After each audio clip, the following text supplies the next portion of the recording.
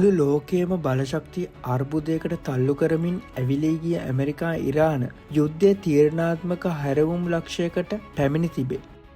පාකිස්තාන අගමැති ෂෙබාෆ් ෂරීෆ්ගේ මැදිහත්වීමෙන් ඇතිකරගත් සති දෙකක තාවකාලික සටන් විරාමයේ කලාපයටම විශාල අස්වැසිල්ලකි. මින් ඉදිරියට ස්ථීර සාමයක් සඳහා වන තීරණාත්මක සාකච්ඡා ඉස්ලාමාබාද් නුවරදී ආරම්භ වීමට නියමිතයි.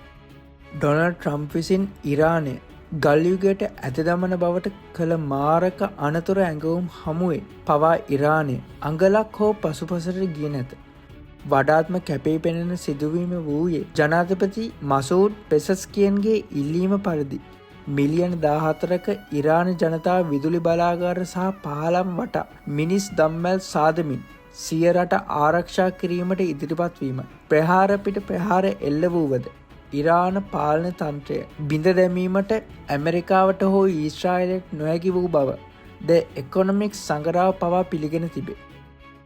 මෙම යුද්ධයේදී ඉරානය සතු ප්‍රබලතම තුරුම්පුව වූයේ හෝමූස් සමුද්‍ර සංධිය. ලෝක තෙල් සහ ගෑස් සැපයුමෙන් පහෙන් එකක් පාලනය වන මෙම සීමාවේ ඉරාන ආධිපත්‍ය බිඳ දැමීම අතිශය දුෂ්කර බව ඇමරිකාවට මෙවර ප්‍රායෝගිකව තහවුරු විය. ඇමරිකානු ප්‍රහාරය හමුවේ වූවද තෙල් අපනයන අවහිර කරමින් ලෝක ආර්ථිකයට දැඩි බලපෑම් කිරීමට ඉරානයට හැකිවීම ට්‍රම්ප් පරිපාලනය දැඩි පීඩනයකට ලක් කළේය.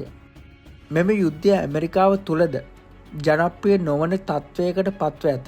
විශේෂයෙන් තරුණ ඡන්දදායකයන් ඊශ්‍රායලයට එරෙහිවීමත් යුද වියදම් ඉහළ යාමත් නිසා ට්‍රම්ප් දේශපාලනිකව පසුබෑමකට ලක්ව සිටි. 1979 කාටර් පාලන සමය අසාර්ථක වූ හමුදා මෙහෙයුම් මෙන්ම මෙවරද ඉරානය ගොඩබිමින් ආක්‍රමණය කිරීමට අතිශය දුෂ්කර බව යළිත් ඔප්පු වී තිබේ. ටෙහරානයේ පාලනය වෙනස් කිරීමට ට්‍රම්ප් දැරූ උත්සාහය මේ වන විට අසාර්ථක වී ඇති බව පෙනෙන්නට තිබේ. සාකච්ඡා මේසේදී ඉරානයට වාසිදායක තත්ත්වයක් උදා වේද?